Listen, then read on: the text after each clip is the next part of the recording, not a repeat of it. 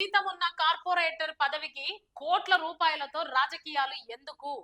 Vote సేవ కోసమా లేదా లాభాల కోసమా? చూడండి, చాలా జాగ్రత్తగా వినండి ఈ మాట.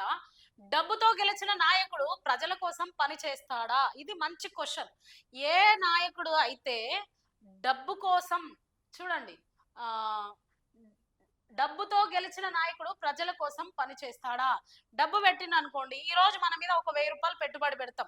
మనమే ఒక బిజినెస్ మీద ఒక 1000 రూపాయలు పెట్టుబడి పెడతాం అనుకోండి. ఎందుకు పెడతాం? ఆ 1000 రూపాయలకి ప్రతిగా ఇంకో 1000, 2000, 3000 సంపాదించాలని. ఇంకొక అత్యంత ఆశ ఉంటే 1000కి 10,000 సంపాదించాలనే ఆశ కూడా ఉంటది. ఇట్లా మనం పెట్టుబడి పెడుతూ ఉంటాం. అయితే ఇక్కడ కూడా అదే జరుగుతుంది. డబ్బుతో గెలిచిన నాయకుడు ప్రజల కోసం పని చేస్తాడా? మన మీద పెట్టుబడి పెడుతున్నాడు వాళ్ళు గెలిచిన తర్వాత వాళ్ళు ఏం చేస్తారు? మన మీద నుంచి ఎంత లాభం తీసుకోవాలని ఆలోచిస్తారు, కానీ మన కోసం పని చేయాలని ఆలోచిస్తారా? ఇదొకసారి ఓటర్లు చాలా జాగ్రత్తగా ఆలోచించాలి. మనకున్న ఓటును, మనకి రాజ్యాంగం కల్పించిన ఓటును మనం ఎలా వాడుకోవాలి? మనం అమ్ముకుంటున్నామా? ఒకవేళ మనం అమ్ముకుంటే ఆ అమ్మకం పైన వచ్చే నాయకులు ఎంత లాభాన్ని ఆశిస్తారు అనేది కూడా మనం ఆలోచించాలి. చూడండి, డబ్బుతో గెలిచిన నాయకుడు ప్రజల కోసం పని చేస్తాడా? అది మీరే చెప్పాలి. ప్రజల కోసం పని చెయ్యడు.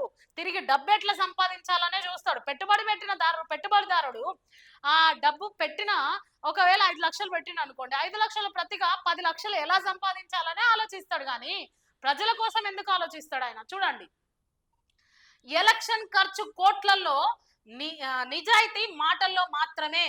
ఖర్చు మాత్రం కోట్లలో చేస్తుర్రు. ఎందుకంటే వాళ్ళకు ఒక ధీమా, మేము కోట్లలో చేసినా తిరిగి మళ్ళీ మేము ఎట్లా సంపాదించాలో మాకు తెలుసు అని. మాటలు మాత్రం నిజాయితీగా మాట్లాడతారు. నువ్వు ఓటు వేస్తుంది సేవకుడికా లేదా పెట్టుబడిదారుడికా అని ఓటరు గుర్తు చేసుకోవాలి. ఓటరు ఆలోచించాలి. ఓటు అమ్మితే అధికారం అమ్ముడు పోతుంది. డబ్బు పెట్టినవాడు తిరిగి డబ్బే వెతుకుతాడు.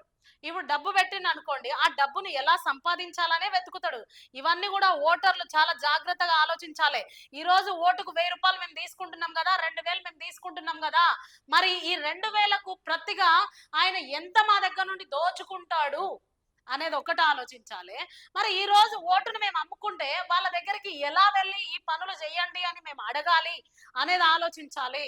అట్ ద సేమ్ టైం ఓటుకు డబ్బులు తీసుకునే బదులు మీరు, మీ దగ్గరికి ఎమ్మెల్యేలు వచ్చినా, కార్పొరేటర్లు వచ్చినా, ఎవరు వచ్చినా, ఆఖరికి సీఎం, ప్రధానమంత్రి ఎవరు వచ్చినా ఓటు కోసం మన దగ్గరికి రావాల్సిందే. వాళ్ళు మన గ్రామంలో ఏం సమస్యలు ఉన్నాయి, మన రాష్ట్రంలో ఏం సమస్యలు ఉన్నాయి, మాకు రోడ్లు సరిగా లేవు, లేకపోతే మాకు వసతులు సరిగా లేవు, ఇది నువ్వు పని చేస్తావా, నేను నీకు ఓటేస్తా.